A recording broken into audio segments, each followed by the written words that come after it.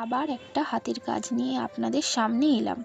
আজকে আমাদের বাড়ির তুলসী মন্দিরে কলকা আঁকছি। কিছুটা আগে থেকেই আঁকা ছিল, কিন্তু বাকি অংশটা শেষ করা হয়নি।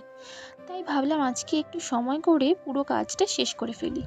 সত্যি বলতে খুব নিখুঁতভাবে হয়তো আঁকতে পারিনি, তবে নিজের মতো করে যতটা সুন্দর করা যায় সেই চেষ্টাটাই করেছি।